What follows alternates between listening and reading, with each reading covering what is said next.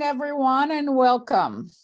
We are delighted that you have joined us for the Albert and Lisa Eckstein Scholar in Residence Lecture that will feature Professor Jack Wethheimer of Jewish Theological Seminary in New York. I'm Professor Chava Samuelson. I'm a Regents Professor of History, Irving and Miriam Lowe Professor of Modern Judaism, and Director of Jewish Studies here at Arizona State University in Tempe, Arizona. For the past 15 years, the Center for Jewish Studies has had a very robust program of public education that includes guest lectures, research conferences, symposia, and workshops. We feature scholars from all over the world, as well as scholars from the United States, and of course, ASU faculty members. And we work collaboratively with civic and Jewish institutions in Phoenix. Our goal is to advance knowledge about the Jewish civilization from antiquity to the present, and to contribute to the vitality of Judaism in the present, of course, mostly in the United States. In late February and the first week of March, we held a lecture series that was delivered by Rabbi Richard Adves on Living Longer, Living Better. And that lecture series focused on Judaism and the challenges of aging. On February 26, we held our annual conference of Judaism, Science, and Medicine group. This year, the topic was Judaism, Jews, and Artificial Intelligence. And the conference featured scholars from the United States, England, Argentina, and Israel, all of whom reflected on scientific, medical, social, educational, ethical, and political dimensions of living with AI technology.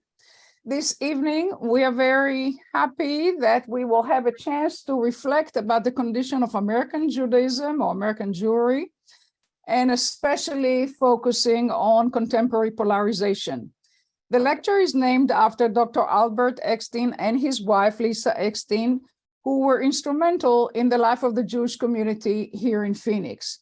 In their memory, the extended Eckstein family has established the Eckstein Scholar in Resident Lecture in Jewish Studies that has brought to ASU and to Phoenix leading scholars of Jewish studies for over 30 years. I believe this is the 34th year. We are very grateful to the generosity of the Eckstein family, and I'm inviting Dr. John Eckstein to welcome our speaker and our audience on behalf of the Eckstein family. Please, John, the screen is yours. Thank you, Hava. On behalf of the entire Eckstein family, I want to welcome all of our attendees to the 34th Annual Eckstein Scholar in Residence Program under the auspices of the Jewish Studies program at ASU, under the very capable leadership of Hava Samuelson. The program, as Hava indicated, was founded by my brother Paul and my parents, Albert and Lisa Eckstein, in 1989, when they were both 81 years old.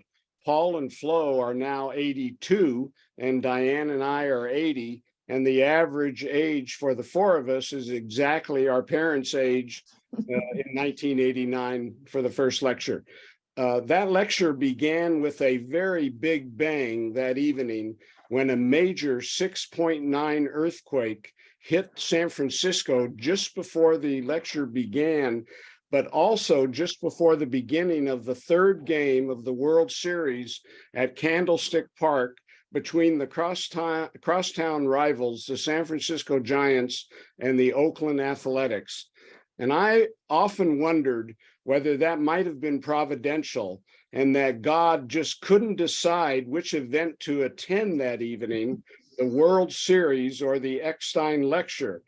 But being somewhat of a scientist, I concluded that the fact that God, decided to put the earthquake in San Francisco rather than Phoenix that evening convinces me that at least that she chose to come to our lecture rather than the World Series.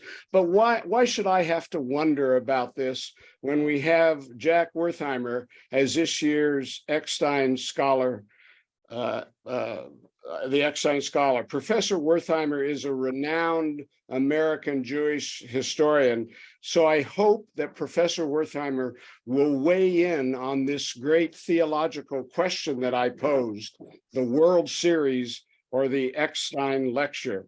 And before I dig a bigger hole for myself, I'll turn it back to Hava to give our scholar a more erudite and complete introduction. So welcome, Professor Wethheimer, and thank you. And once again, welcome to all of you who are attending this lecture. Thank you, John. And with so much humor, what else could be could be needed? So we're very honored indeed to host Professor Jack Wethheimer. As you already heard, he's a leading historian and sociologist of American Jewry. He's a professor of American Jewish history at the Jewish Theological Seminary in New York, where he also served as the provost of the institution from 1997 to 2007. At the Jewish Theological Seminary, which is, of course, the flagship of conservative Judaism, Professor Wethheimer was the founding director of the Joseph and Miriam Ratner Center for the Study of Conservative Judaism. So he's written quite a lot. I'm not going to tell you all the title of his books. The books concern communal, religious, and educational lives of American Jews since 1945.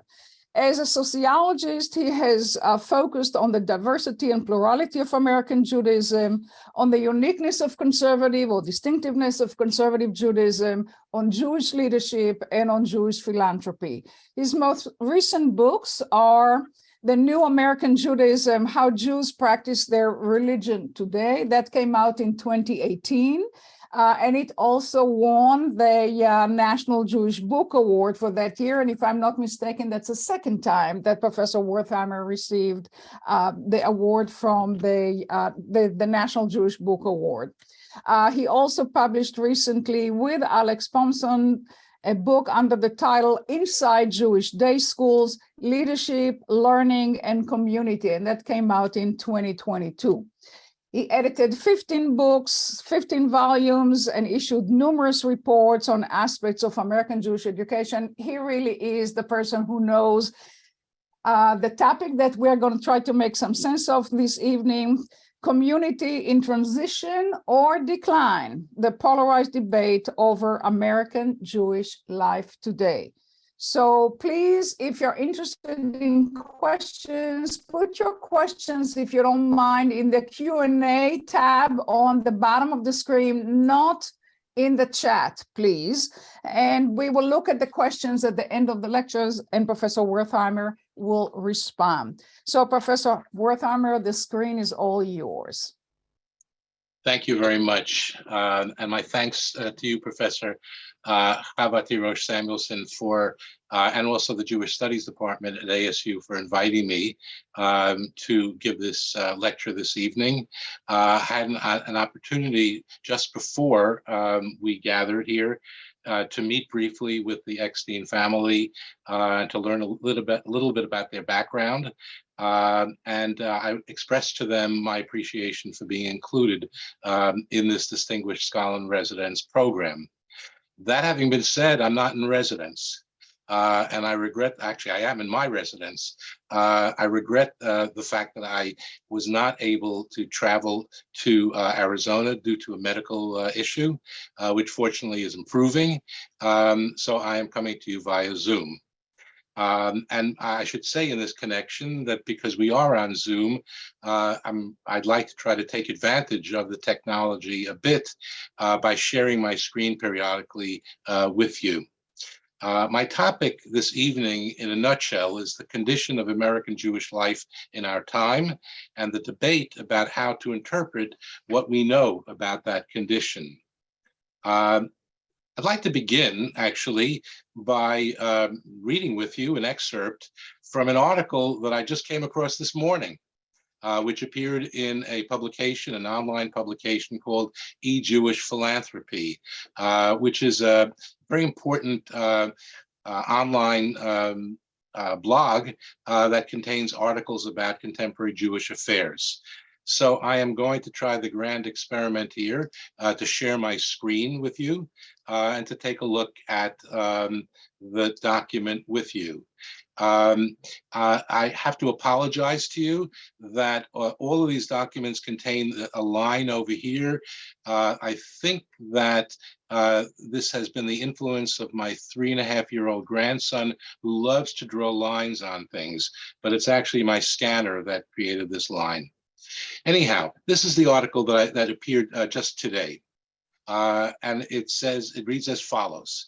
In 1964, Look magazine, the second most popular magazine in America at the time, after Life magazine that is, ran a cover story entitled The Vanishing American Jew that confidently predicted the disappearance of the American Jewish community by the year 2000.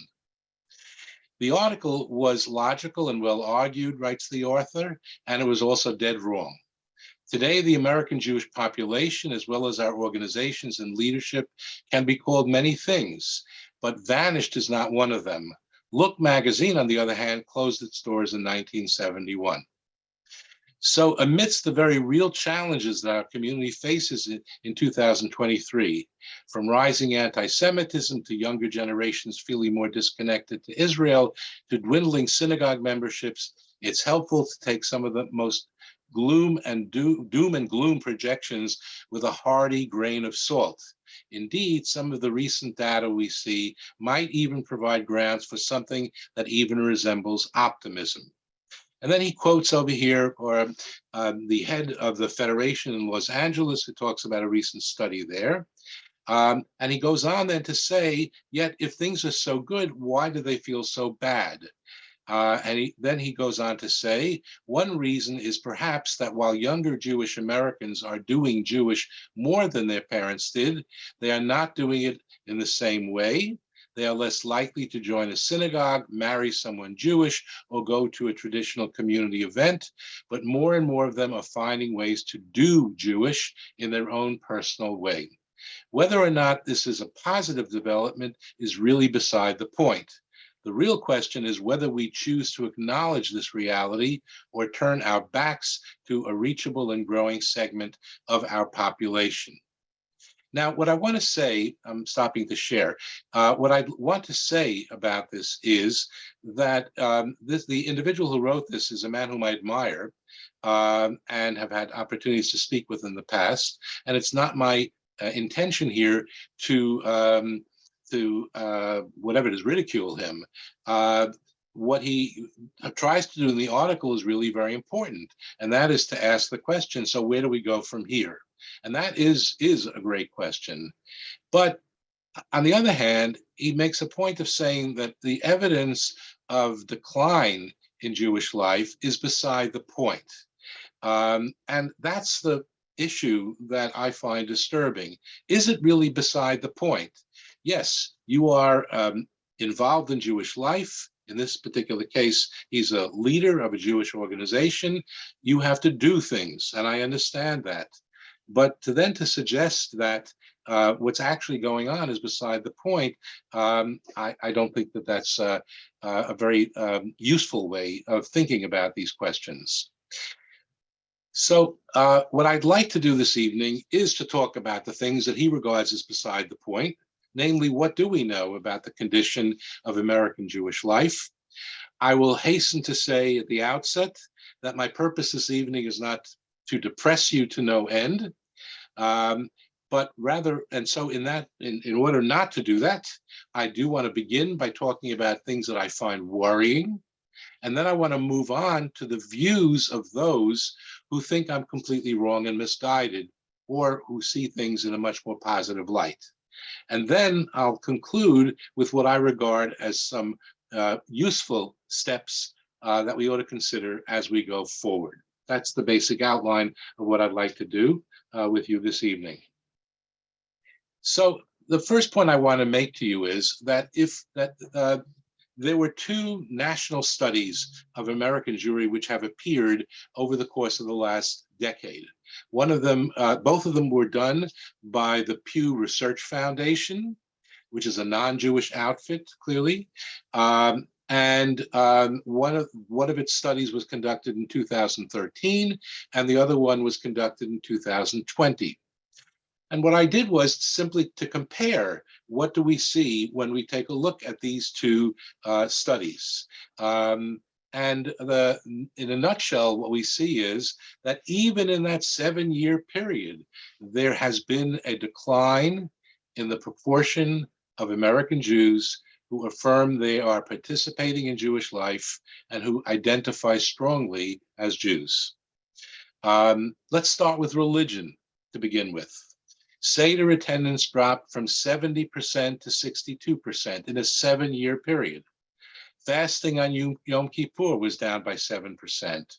5% fewer American Jews claim to be keeping kosher at home, and the percentage of Jewish adults who claim to attend synagogue seldom or never rose from 41% to 52%. In other words, 11% more claim that they seldom or never attend synagogue.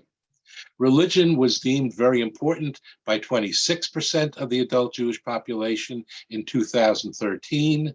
7 years later, that figure dropped by 5%. Well, okay, so religion is not exactly popular, and I'm going to come later to why that might be the case.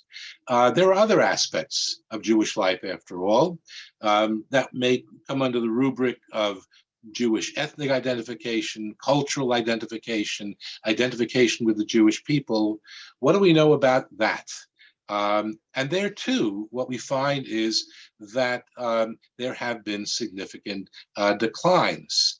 For example, giving to Jewish causes now is the province of a minority of Jews, having slid from 56% in 2013 to 48% in 2020. In other words, less than half of American Jewish households claim that they give to Jewish causes.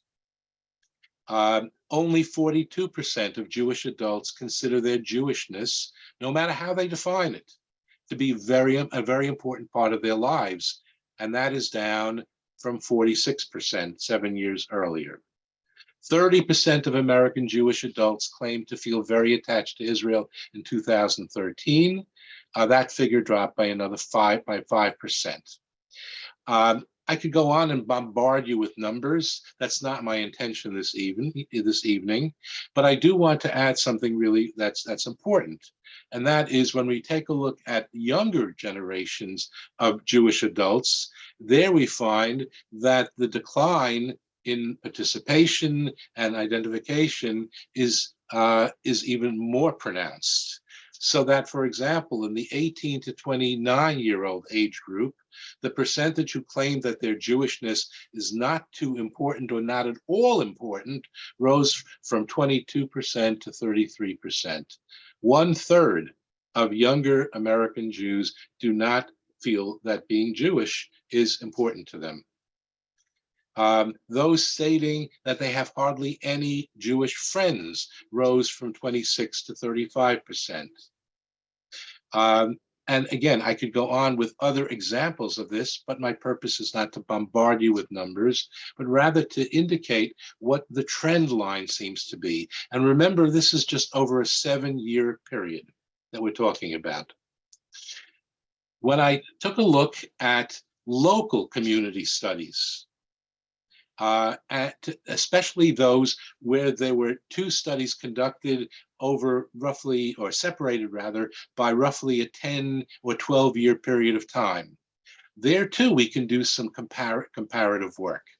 And that's what I did in taking a look at 11 different Jewish communities that had conducted those studies. I should tell you that this morning in preparing this presentation, I did look at the Phoenix demographic study, and I'm not going to be including that because I don't think that the 2 studies that were done most recently are that easily comparable.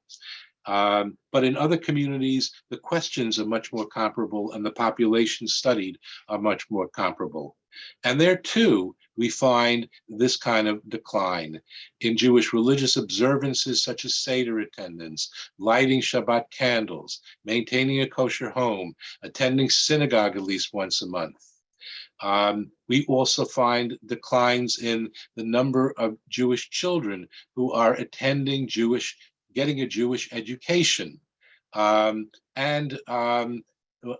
are the areas of rising percentages? Rates of intermarriage are up. The percentage of Jews living in the same household with non-Jews, that percentage is going up. The denomination where we see a rise in population is Orthodoxy. Conservative and Reform declined, and the nuns increased the most. Now, when I say nuns, I'm not referring to a religious order. I am talking about those who fall into the category that Pew refers to as nuns, N-O-N-E-S, meaning people who do not identify with a religion at all. That number has been going up in the American Jewish community as a percentage of the population, and we'll come back to why that might be quite significant. Finally, in this regard, I want to make reference to just a couple of specific communities, especially those that have been well known to be among the strongest Jewish communities. The Chicago Jewish community, for example, has long enjoyed a reputation as highly cohesive and supportive of the local Federation of Jewish Philanthropy. But in the latest study, only 11% of households claimed that they contributed to the Federation campaign, compared to 44% just one decade earlier. Overall giving to any Jewish cause slid in Chicago from 65 to 51%. Synagogue membership is down by 10%. That's over a 10-year period. And that is not even including the question of feelings of attachment to Israel. Or take the Denver Jewish community, which was studied in 2007 and again later in 2018-19. There, what we find is that, in fact, donors to federations did increase sharply, quite interestingly. But in regard to other kinds of measures, religious measures and peoplehood measures, there were declines as well. And finally, I'll make reference to what happened in the Boston Jewish community. A study was done in 2005 there, and another one in 2015. Nice and neat, 10 years, separated by 10 years. And there too, what do we find? We find that synagogue membership, synagogue attendance declined significantly. So too did identification with any of the non-Orthodox religious denominations. Over 20% fewer people in a 10-year period claimed a strong attachment to Israel. And the intermarriage rate for Jewish individuals jumped by 35% in one decade.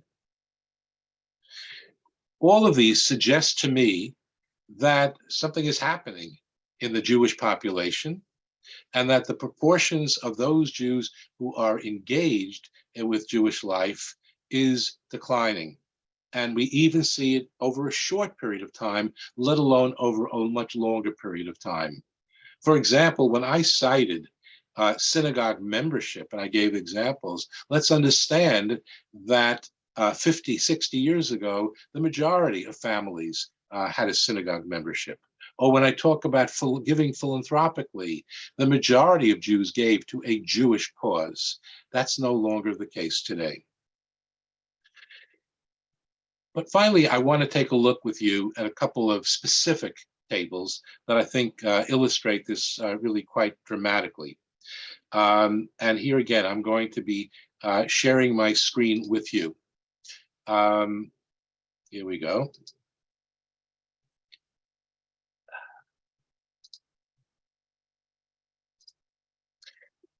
Okay, so these are some excerpts, or pages more accurately, from the most recent 2020 Pew study.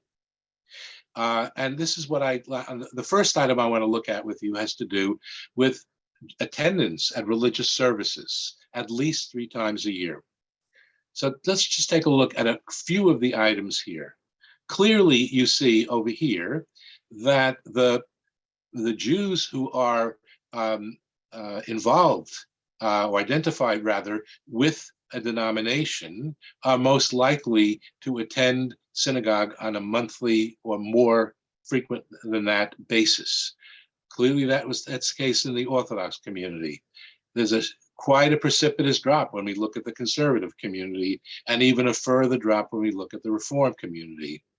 And amongst those who identify with none of the above, we see a monthly attendance rate of 2%. And the other item that I want to point out to you has to do with the very large difference between those Jews who are married to another Jew and those who are not. And I will talk in more detail about that subject. But take a look just at the difference. Again, this is a column over here that refers to people who attend synagogue at least once a month. And the difference between those who are married to a Jew and not married to a Jew is really quite dramatic if you take a look at these items here. And if you look at the last column over here, this is a column that refers to seldom or never attending a synagogue. And let's just take a look at these numbers over here. 48% of people who identify as Reform claim that they seldom or never attend a synagogue. And then let's move on from here, because I realize that being Jewish is not only a matter of religion, let alone of participating in religious services. I accept that. I fully accept that. I'm going to skip this for a moment and move to a different page over here. And that is to the item that I find actually to be the most hair-raising of all the findings of the Pew study. Bear with me, am I on the right page here? Yes, okay. So here people were asked in the survey whether they consider it very important that their grandchildren, their potential grandchildren, they don't currently have them, are Jewish. Is that important to you? And that, to me at least, and again, in your questions or comments, you may want to challenge what I'm saying here, but that aspiration doesn't control what's going to happen in the future, obviously. We don't control what our grandchildren will decide to do. But is there an aspiration that our grandchildren will be Jewish? Only 1/3 of the entire Jewish population surveyed felt that this would be very important to them. And then, of course, the dramatic difference between those Jews who identify as Jewish by religion as opposed to those who identify as Jewish by something else, such as ethnicity, culture, peoplehood.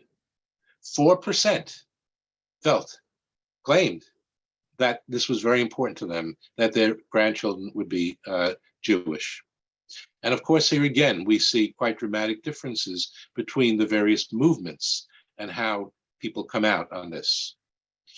I want to just turn down to the bottommost line, which is going to irritate some of you to no end, I'm sure. But I do it just to lay it out the way it is. Look at the difference between Jews who identify or lean Republican and the Jews who lean or are Democrats. Much higher, half the population of Jews who identify as Republicans claim that it's very important to them that their children are Jewish, and only 29% of those who lean or are Democrats felt the same way. Even more stunning to me is this middle column over here, which I haven't paid attention to yet, and that is, how would you say it's very important to you that your grandchildren share your political convictions? And take a look over here. Amongst Republicans, 17% said yes, it's very important. 30% of those who lead Democrats said yes, meaning that a higher percentage of those who identify as Democrats felt it was more important that their grandchildren identify with their political views than that they identify as Jews. I find that really quite shocking, particularly because who knows what the politics are going to be down the road. And here we have it. So those are some of the things that keep me up at night. How do we explain the decline, the downward spiral that I've outlined for us here? So first of all, let's understand that Jews do not live in a vacuum, obviously, and that religion in general, start with that, has been in decline in all Western countries, with the exception of Israel. If you're prepared to call Israel a Western country, I am.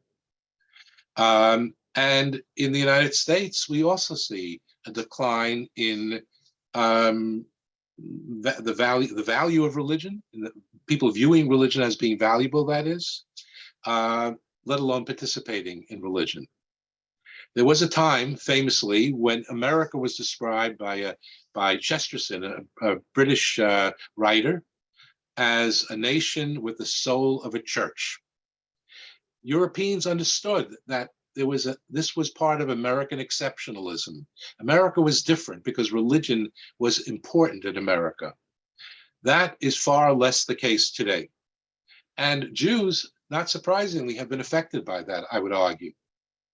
And so, for example, when I referred earlier to the nuns, those people who identify as Jewish but not by religion, well, we can understand why. They're part of a larger context in America where religion is really not valued, especially by large segments of the population, and particularly in certain sectors, which frankly I will call the elite sectors of American society.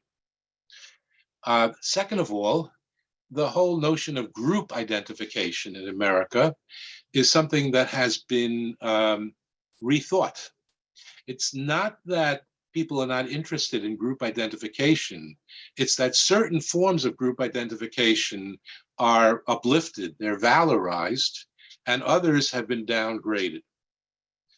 I don't think it's going to come as a surprise to you that I tell you that currently the mood in large sectors of American society is that all whites are the same.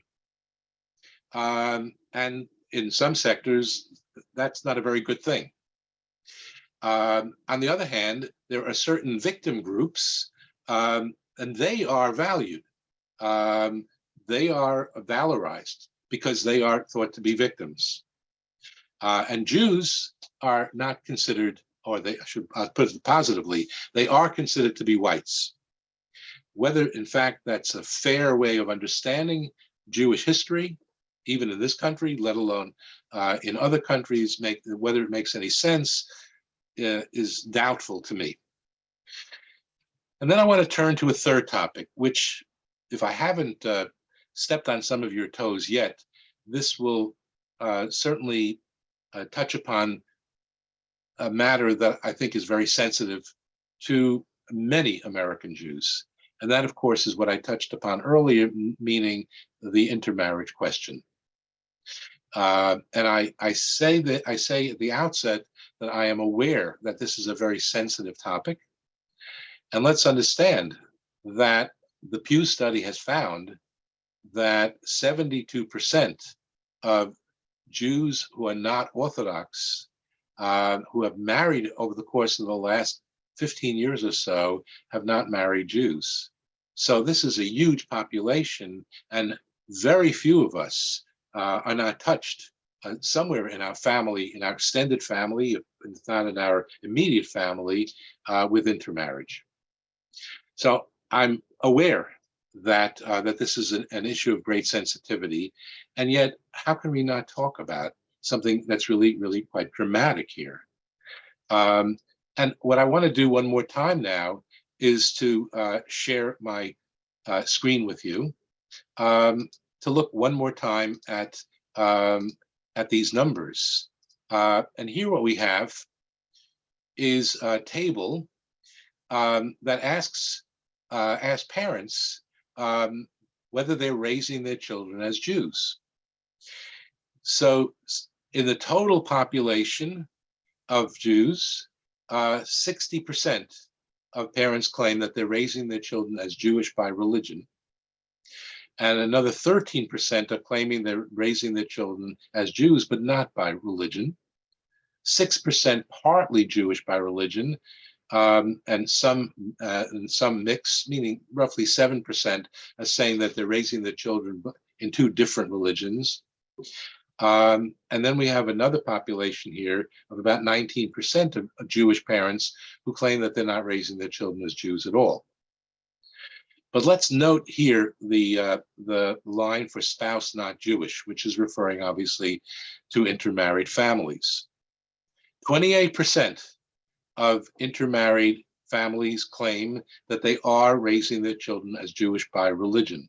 And I want to emphasize that, because my point here is not to say that no intermarried families are striving to do that. They clearly are.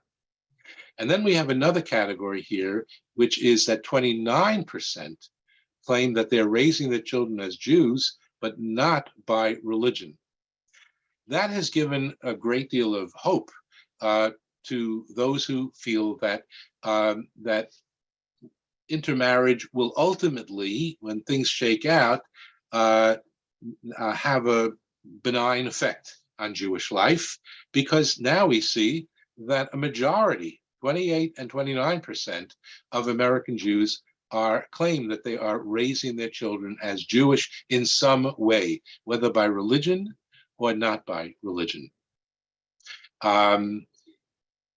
This question over here of Jewish but not by religion, however, is a loaded one, because we don't know exactly what it means. But more to the point, we also know that Jews who identify as Jewish not by religion have much, much lower rates of participation in Jewish life across the spectrum, on religious matters, on peoplehood matters, on giving to Jewish causes, on support for Israel, and so on. And so I return to my theme here to say that that in fact this issue of intermarriage is not one that's really going to go away quickly, and it's going to have, and is already having, quite an effect.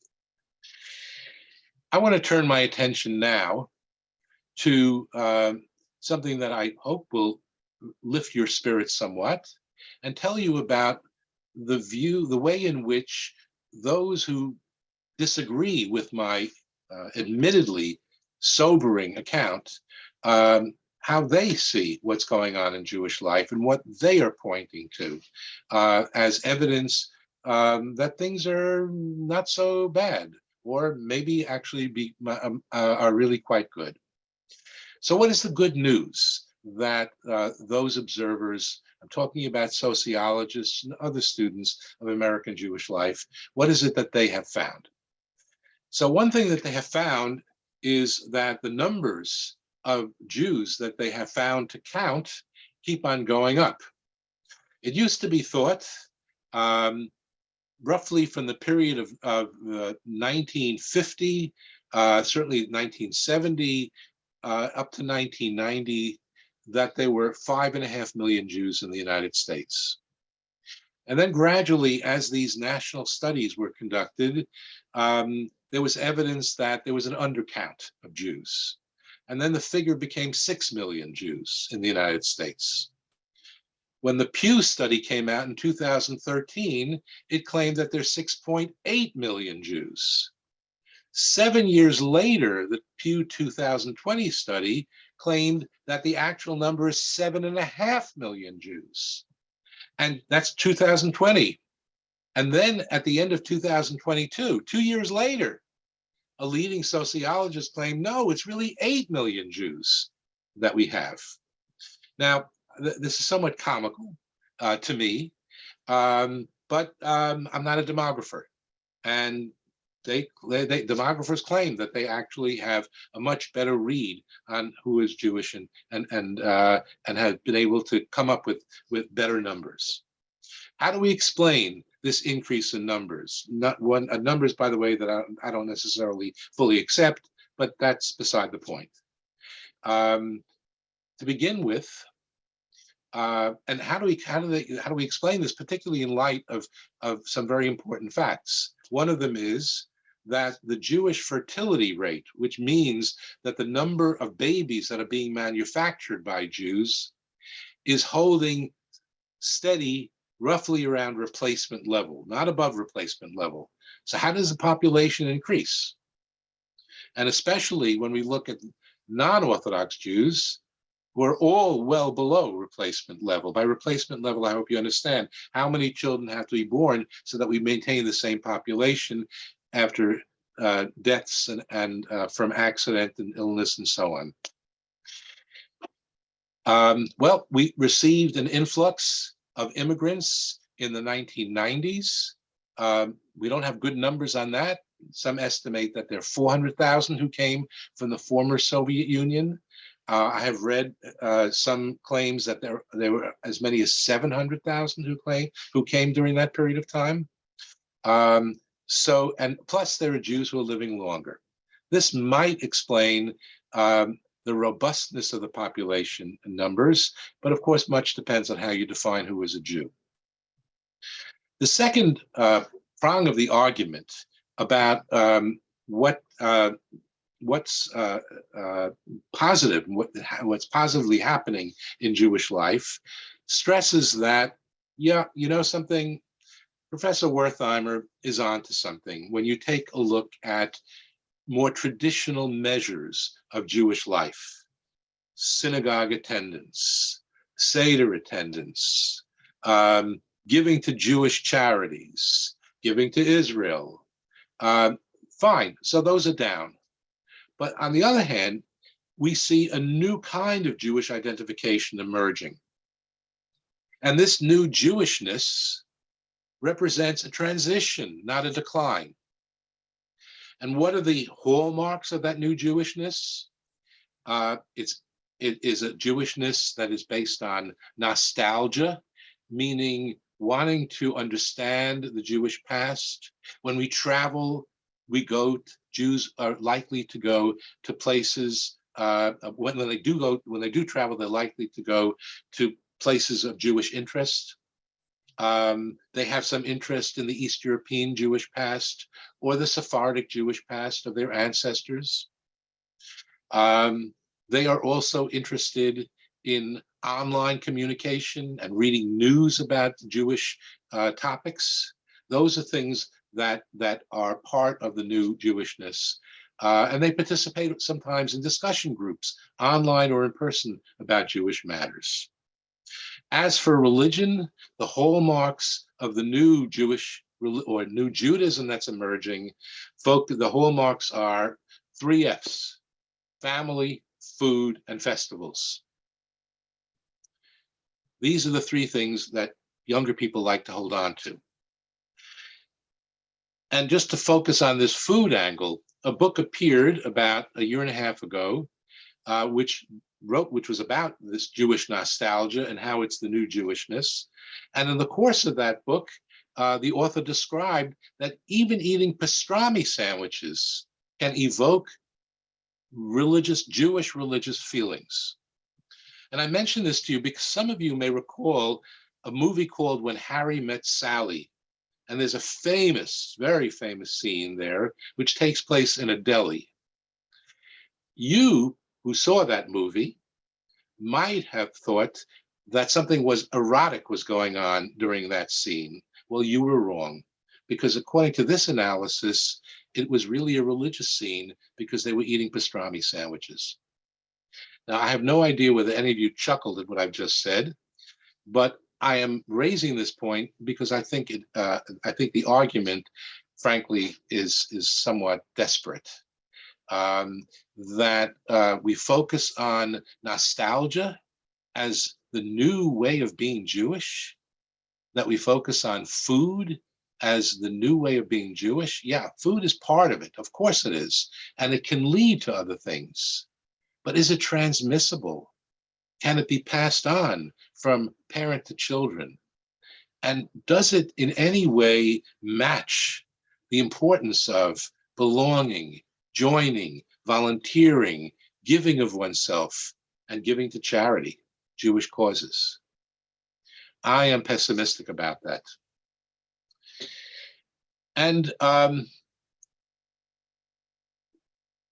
third point that those who view things much more optimistically would claim is that when it comes to intermarried families, that more and more of them will raise their children as Jews, the more hospitable the Jewish community becomes. It was the inhospitability of Jewish, whether it's synagogues or other Jewish institutions, that turned off those families. But now that more and more of those institutions are becoming more welcoming, more of these families will choose to identify as Jews. On that score too, I'm quite skeptical because we have a whole range of surveys that were conducted in which intermarried families were asked whether they were treated inhospitably, whether they were rebuffed, whether they were ostracized, whether they felt unwelcome. And very, very tiny percentages claimed that they felt unwelcome in Jewish settings. Finally, the optimists point to the explosion of Jewish startups that has occurred since the end of the 20th century. In communities all across the country, there are many new portals of entry. We have many Jewish alternative minyanim, new ways of studying Jewish texts. Environmentally conscious Jewish groups exist for those who are attracted to that. There are new agencies for giving, including giving circles. There are all kinds of social opportunities available now to Jews. And most importantly, there is a much greater, not only sensitivity, but also there are far more possibilities for Jews who in the past had felt marginalized to participate in Jewish life. I'm referring to the LGBTQ population, Jews with disabilities, Jews of color. There are opportunities for them. I'm not going to rebut that last point because I think that it's on target. And here I launch into the last part of my presentation. I say amen to this. Yes, the landscape of Jewish life has become much richer than in the past, and I hope more welcoming of all Jews. The one thing we don't know yet is whether these new portals of entry will actually encourage and lead Jews who enter them to continue on their path in Jewish life, or whether basically people will stay put in those portals of entry and not really get much beyond them. We don't have the answer to that. While I'm at it, I also want to mention some other developments which I see as reasons for hope. One of them is the massive Orthodox outreach movement. There are more Orthodox Jews today who are involved in outreach work, specifically rabbis and their families, than there are the total of non-Orthodox rabbis combined. This is a massive enterprise. I'm sure that all of you have heard of Chabad, Eish HaTorah, and various other Orthodox outreach activities. This is very much of a retail operation, by which I mean one Jew at a time, just as many of them say one mitzvah at a time. But this has made some impact on Jews, and it's worth noting. I don't want to give all the credit to the Orthodox world, because I also want to stress that I'm of the belief that there's a tremendous outpouring of creativity, and I have seen it and heard about it in non-Orthodox synagogues and in other so-called legacy organizations or institutions, both of which have been very much dissed, as the expression would go, they've been pushed to the side. There has-beens, they belong in 20th century Jewish life. They're not part of 21st century Jewish life. I think that is fallacious. And the reason I say that is because I have spoken to rabbis and other clergy. I have spoken to people who work in Jewish organizations, and I hear about the kind of creativity that they are bringing to their work and the innovations that they're bringing to their work. The use of new technologies, for example. These are things that I find to be reasons for some cautious optimism that they will have a positive impact. And last of all, in terms of talking about positive developments, let's understand that at the present time, at least, there remains a considerable amount of wealth in the Jewish community and a considerable amount of giving to Jewish causes. We know that the biggest givers give the majority of their money not to Jewish causes, but to non-sectarian causes. We know that more average Jews, if you will, ordinary Jews like you and me, that they give more to non-sectarian charities than they do to Jewish ones. But that having been said, there's still a tremendous amount of money that is going to help support the infrastructure of Jewish life and the infrastructure of the innovation that I've just referred to. Those, I think, are very positive signs. I want to conclude, as I'm sure you want me to conclude also, by talking about a number of steps that we can take beyond what I've just mentioned. One of them is that we need to disabuse ourselves of the idea that illiterate Jews will remain Jewish for long. There was a time when people said, you know, Jews don't have to know that much, they just have to feel Jewish. In this day and age, Jewish literacy is vital as a key, if you will, to unlock the Jewish heritage that Jews are heir to, and that they can then incorporate into their lives. A second thing that we can do is to link the so-called silos, meaning finding ways in which Jewish institutions work together with each other for the furtherance of Jewish life, and particularly to help families navigate their way through the Jewish community. Just to give you one example, we were supposed to meet in the JCC. I have been to some JCCs, which of course run early childhood programs, in which a deliberate effort is made to invite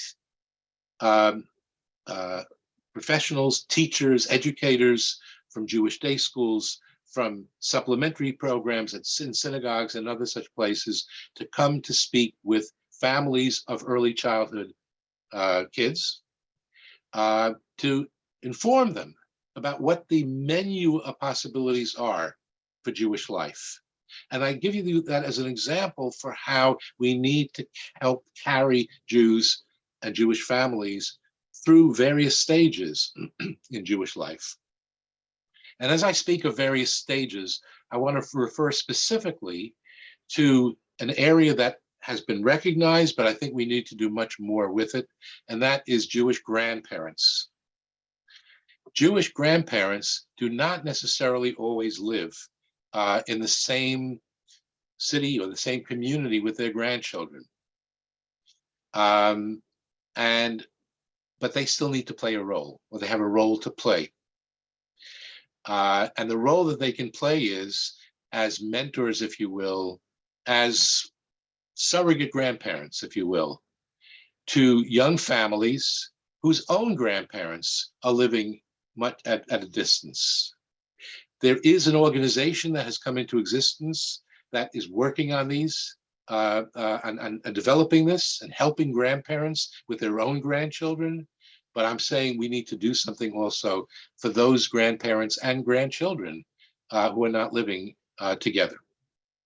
And last of all, what I would want to emphasize is that there was an expression which was used by a former head of the Hillel Network, which is that what he was trying to accomplish was Jews doing Jewish together.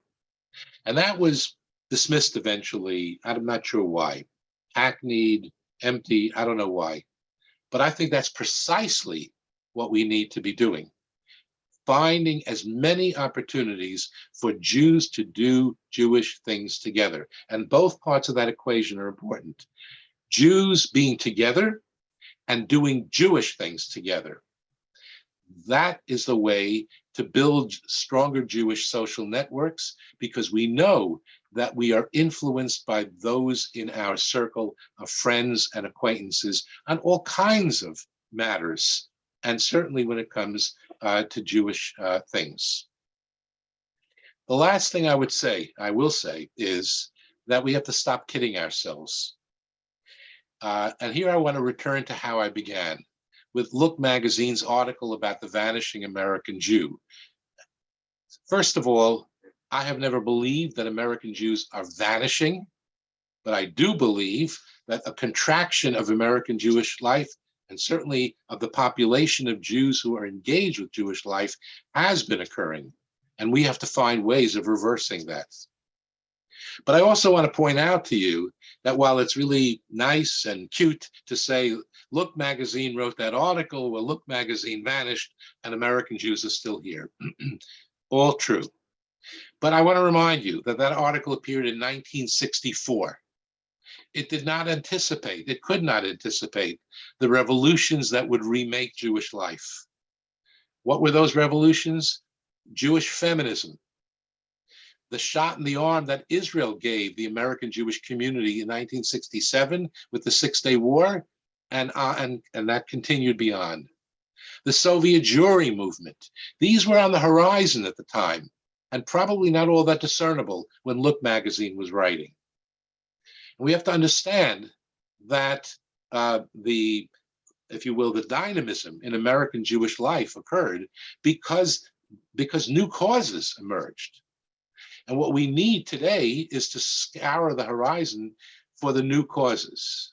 Well, the most basic of those causes is to find ways in which to re-engage ever more Jews in some aspect of Jewish living. Thank you.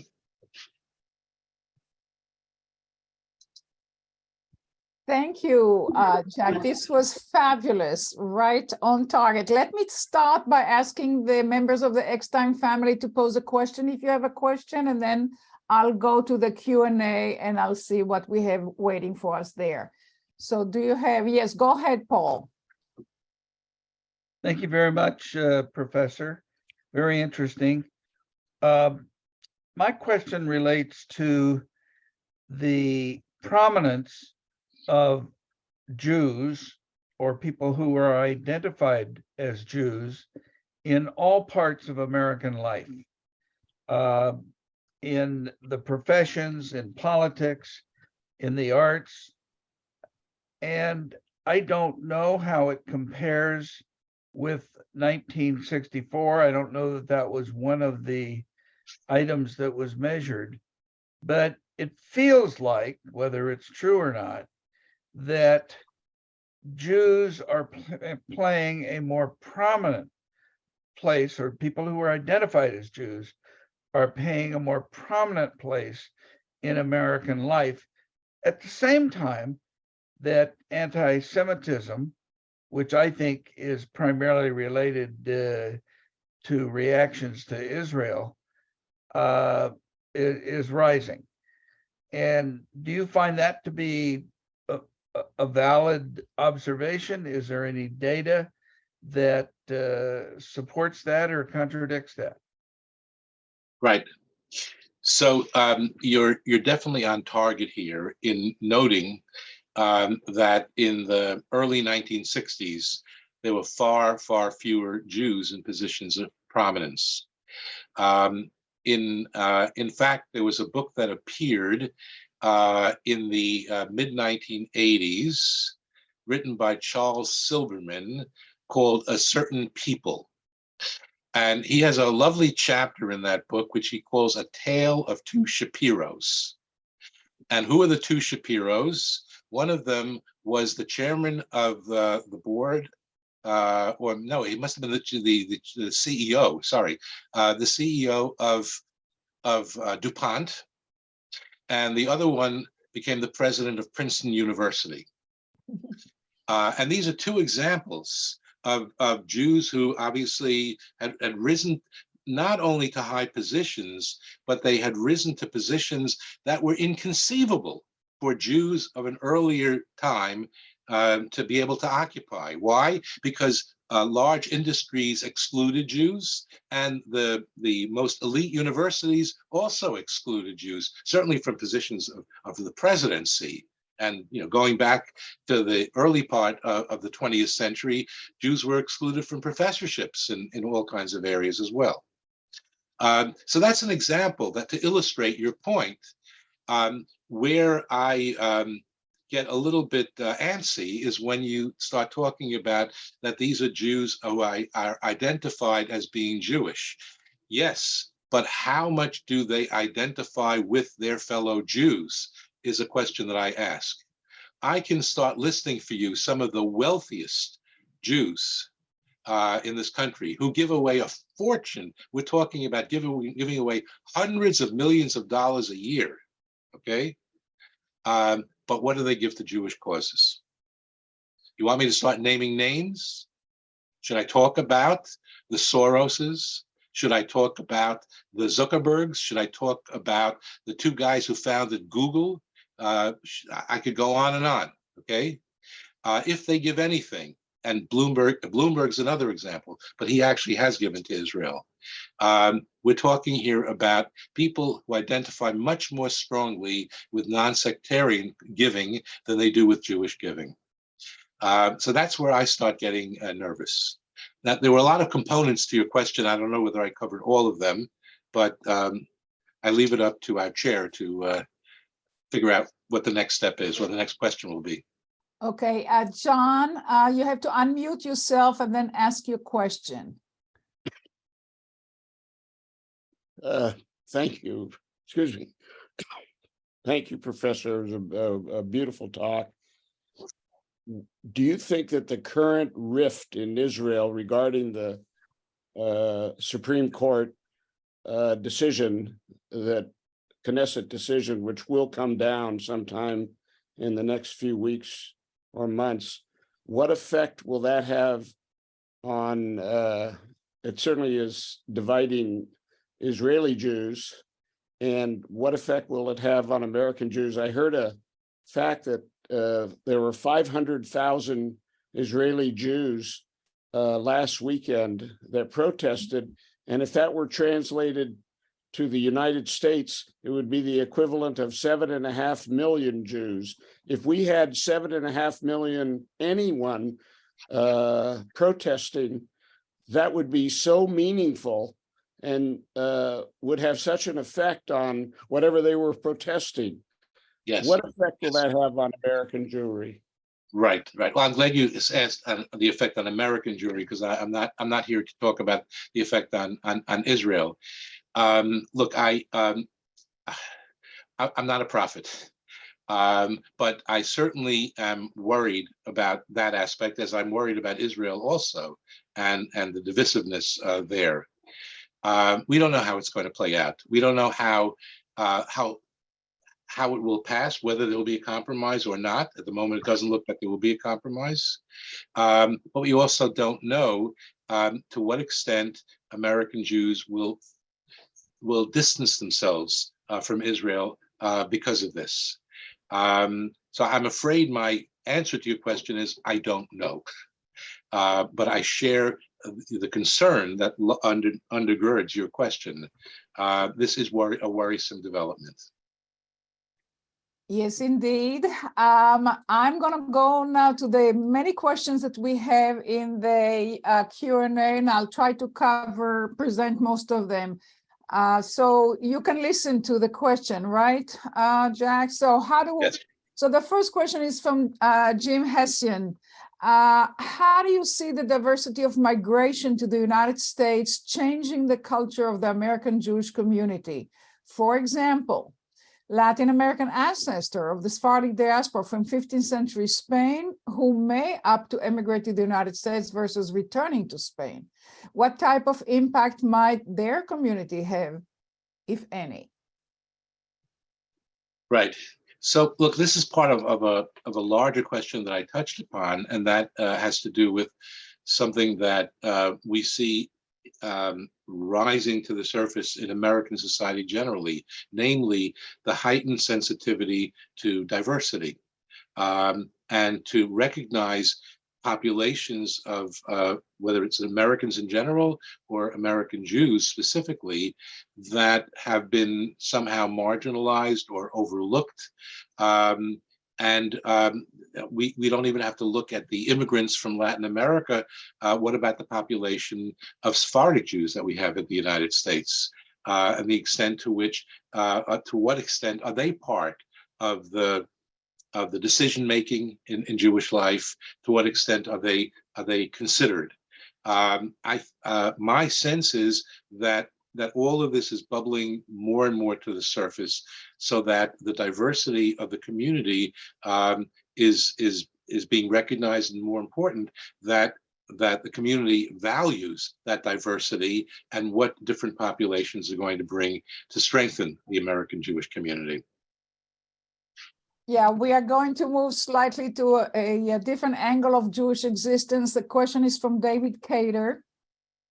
Jewish identity in the United States for much of the second half of the last century was anchored in the Shoah and in the creation of the State of Israel. If so, the passing of time has moved the younger generations from knowledge of the Shoah and with the quote unquote miracle of the reality of the State of Israel.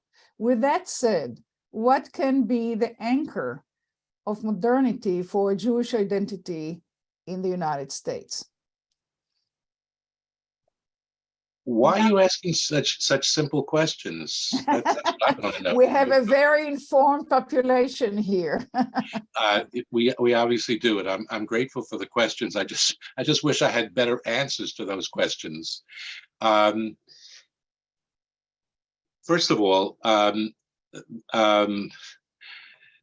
I'll start with a negative anchor, if you will, which I didn't get a chance to talk about, but was raised before in one of the questions, and that is anti-Semitism.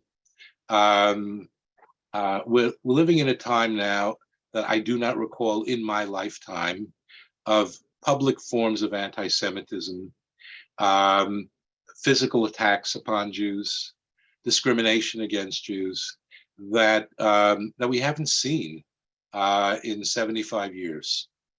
And we don't know how that's going to play out. And I said it's a negative thing, but we do know that when Jews are forced back upon themselves by anti-Semitism, some Jews begin to ask themselves, well, what is this Jewishness that the anti-Semites keep on talking about? And maybe I should start learning more about that. So that's one aspect. It doesn't answer the question of what the positive will be. And the positive can be, and I think needs to be, for some Jews, religion. As I said earlier, we're living in a time in which religion is not culturally valued in American society, but that can change. And here I would use the example of Israel, where there was a tremendous turnaround in Israeli society as a result of the Intifada. And the turnaround was that more and more young so-called secular Israelis became much more interested in aspects of Judaism. I'm not talking about necessarily becoming fully observant, but that there were aspects of Judaism, whether it's the liturgy or whether it was Jewish learning, textual learning of traditional texts, Jewish music, piyutim, that is poetry, that turned people on in Israel. And we may see something like that happening if the tide begins to turn in American society more generally when it comes to religion. I can't predict whether that will occur, But just as religion has become on the outs, if you will, it may come back in. Beyond that, I'm afraid I don't have any specific answers because I am not of the belief that food and festivals and nostalgia are going to do it. Well, perhaps environmentalism could help. Maybe feminism could help. Those are some other options. Arts. They are. Yes. Yes. Yeah, so we now have another question here that goes back in some way to the question posed already by John Eckstein. So the question is from David Davidoff. Do you think the political situation in Israel and increasingly right-wing governments in Israel have an effect on support for Israel and even Jewish identity among younger and more progressive Jews? Yes, that would seem to be the case. We have sufficient data to know that younger American Jews tend to identify even more than their elders with the left side of the political spectrum, if you will. And here, the other element of this is that politics has become much more important to people in this country, and particularly to Jews, for better or worse. And I think it's for worse, frankly. By that I mean that people construct their world around politics. People construct their networks around politics. One reads all the time that of individuals who will say that I would never want my child to marry God forbid, a Republican.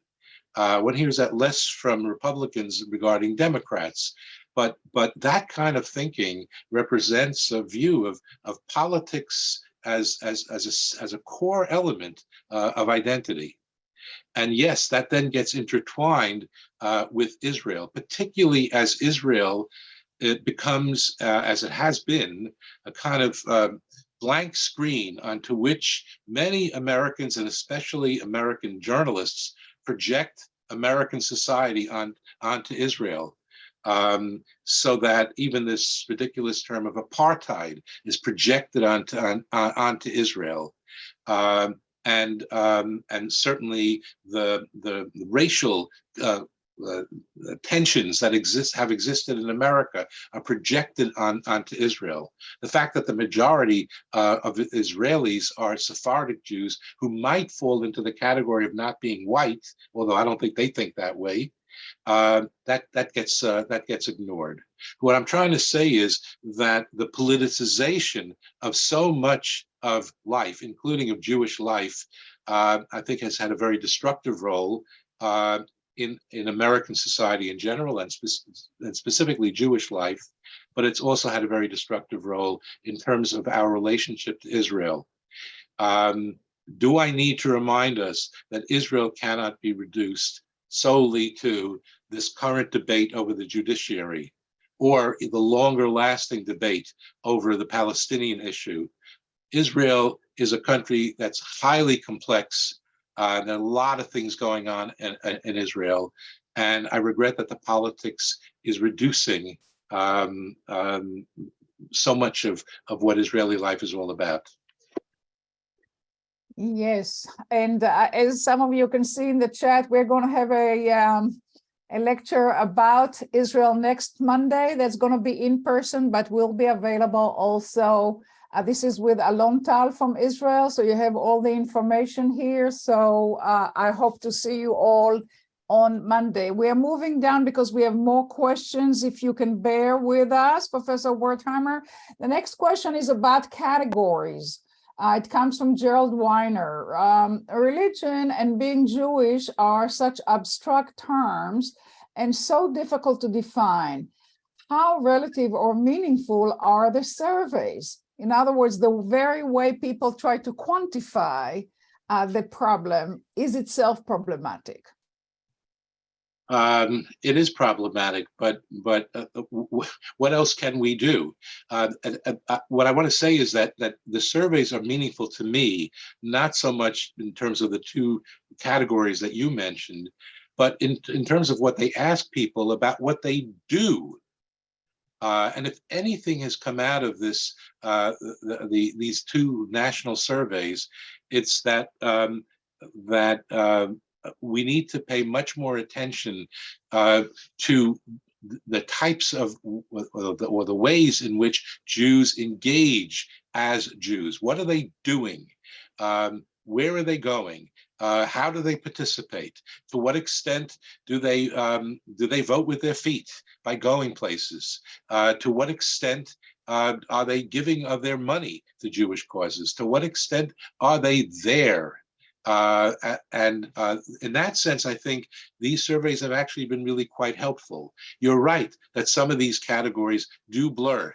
But in broad terms, it is meaningful that we have a growing population of Jews who identify as Jewish, but not by religion.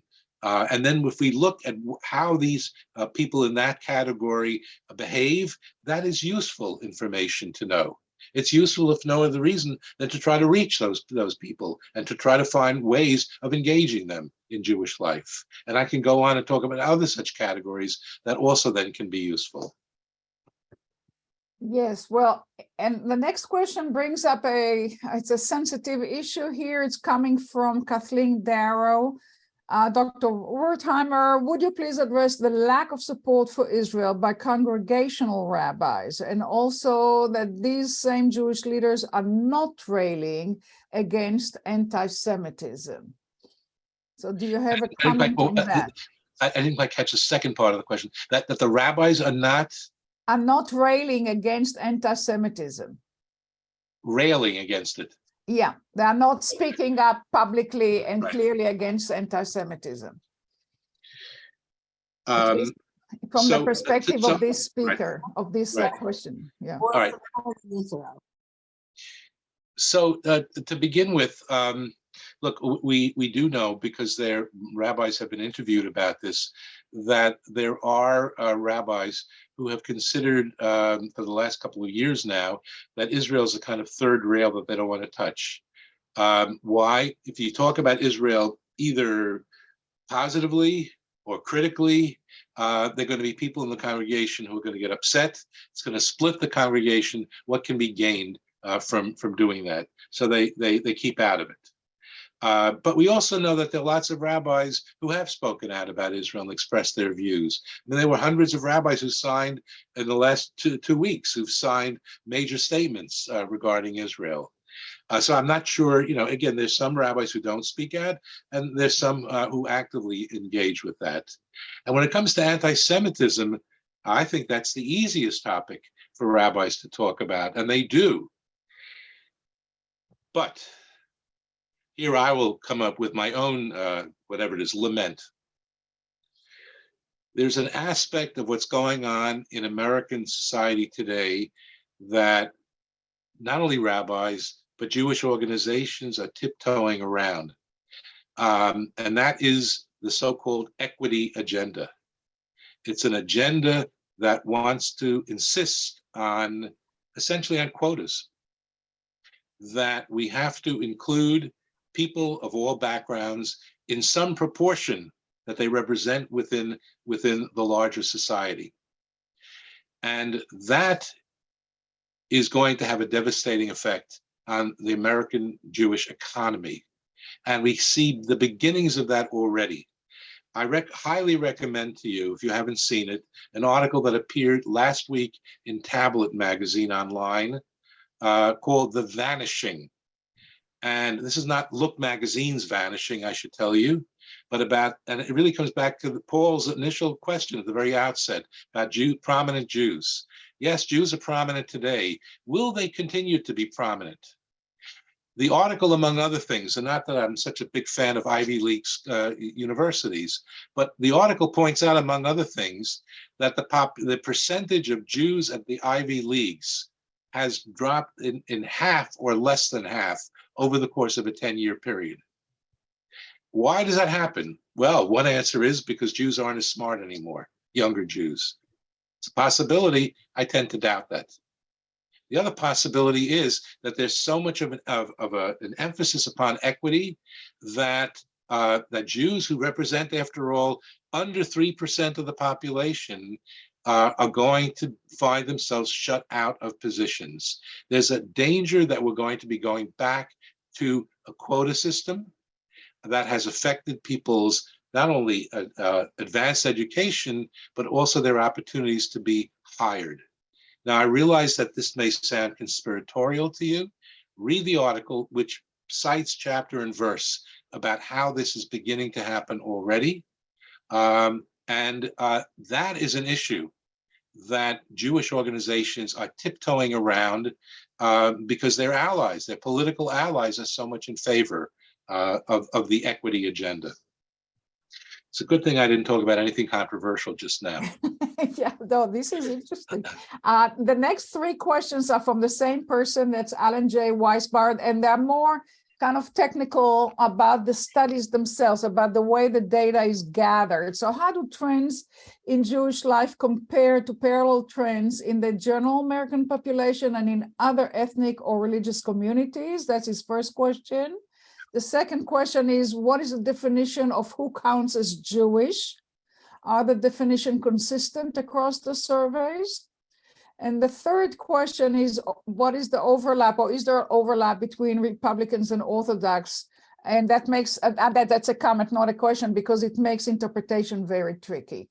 So basically the mechanics of those studies. Yes, they're excellent questions, and it'll get us into the weeds a bit. But to start, to work my way backward, and you'll remind me if I forget some of the aspects of this question. So you're absolutely right that when I pointed out to you the difference between the responses of Republicans and Republican leaners as opposed to Democrats and Democratic leaning, that a high percentage of those who identify as Republican are Orthodox Jews. And that has an effect on this. But I don't know that that's a reason to ignore those data. The other question that I recall was, who is defined as a Jew? And here things get a little tricky, so bear with me for a moment.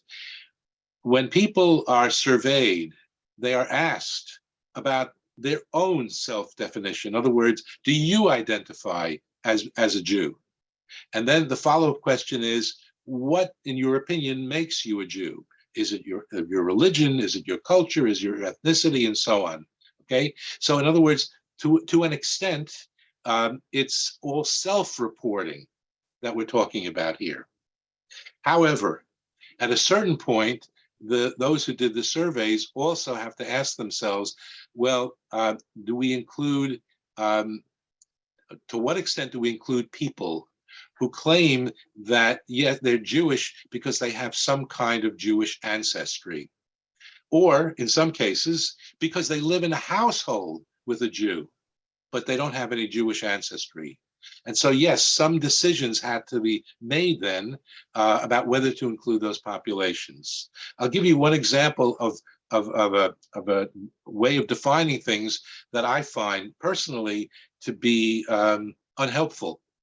And that is, assumptions were made about the Jewishness of children in intermarried families. They were assumed that these children are themselves identify as Jewish. I'm talking about children now, not adult people. And that, I believe, has inflated some of the numbers too. So yes, this whole question of definition is a serious question, obviously, and it does affect the way the data get interpreted. All right, so we have still more questions to go. I'm trying to figure out, I don't want to miss some excellent question. Let me go to the question by Chaim Sadlerfeller. In our current American environment, how can we successfully promote in marriage, especially since the general American attitude is that opposition to intermarriage constitutes racism? Yes. That is a very good question from my friend Chaim. I think that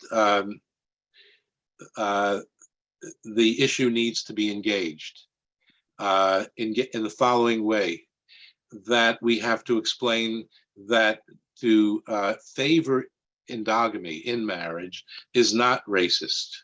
And we have ways of demonstrating that's not the case. That what we're talking about here is that anybody, regardless of race, can be counted as a Jew.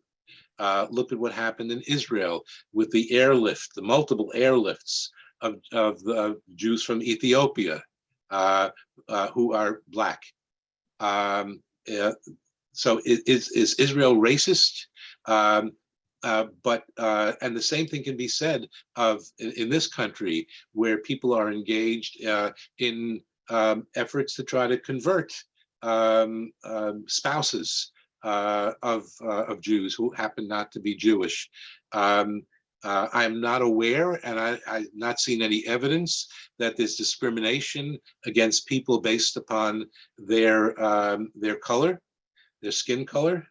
So what are we talking about when that it's racist? And then to go on to explain what the logic is as to why we think it's important that Jews marry other Jews, and that there's a long Jewish tradition of emphasizing in marriage, because as a result of our long history, we have learned that that exogamy, meaning when Jews do not marry other Jews, it becomes much, much more difficult to transmit a Jewish identity to the children in that marriage. Not impossible, and I want to stress that point. And I want to add that some of my best students have been the products of families in which their parents originated in different faiths and no conversion occurred, or a conversion did occur. So I'm not saying that it's never going to happen. That would be ridiculous, because we know of cases of people who were raised in intermarried families who strongly identified as Jewish, and yet that having been said, unfortunately, very high percentages do not do so. All right, another question that actually occurred to me as well from Alan J. Weisberg. The question is, what about the role of Jewish studies and learning in universities and colleges, or in some serious adult education formats, whether they are online or otherwise? Can they help us in terms of the future of Jewish life in America? Right. So that actually is one of the trickiest questions I've been asked this evening. After all, this lecture series is part of a Jewish studies program. I am not aware of studies that have measured the impact of Jewish studies programs on the Jewishness of participants, let alone the long-term impact. I know from students that I have taught at Jewish Theological Seminary that those who are there have taken Jewish studies courses, and that has been a factor in shaping their Jewish identities. So I know that there have been positive outcomes. But the reason that I'm tiptoeing around this is because I know that we have colleagues who either want no part of playing a role in Jewish communal life, don't see it as their responsibility to serve as Jewish role models, for example, or to address questions of Jewish identity of their students. Not all, some. And I also don't know what goes on in the classroom. To what extent courses, in fact, present Jewish life in a fair fashion. So I don't know enough about that. I used to think, and I was not alone in this regard, that the explosive growth of Jewish studies on campuses would be a major boon to Jewish life. I don't know that we have the evidence to substantiate that anymore. Yes, we have more questions, but we need to kind of come to the end of this incredibly informative and interesting evening. I'm trying to choose whatever question. There's a question from Jay Scheroter here. Any data suggesting that the Jewish humanistic movement is growing? So what about humanistic Judaism? Is there growth there? If you by that you mean the growth of humanistic synagogues, I have not seen evidence that that's the case at all. If you're talking about, again, Jews embracing a kind of secular Judaism in which they refer to themselves as humanistic Jews, well, that again fits into this category of the nuns. But humanistic Judaism has a very specific connotation, had to do with specific kinds of synagogues, and there aren't very many of them. All right, and a question from Mel Scald. What about the role of rabbis? How do they play in the story that may be good or not good as we are trying to make sense of it? So, look, I teach in an institution that, among other things, has a rabbinical school. So I'm not unbiased in this regard. But as the expression goes, some of my best friends and some of my best students are rabbis. And earlier you made reference to a book of mine that appeared about 4 years ago, in which I tried to understand American Judaism and what's happening. And I interviewed, I think it was somewhere in the vicinity of 150 rabbis of all flavors. And I personally came away very impressed with the people I spoke with.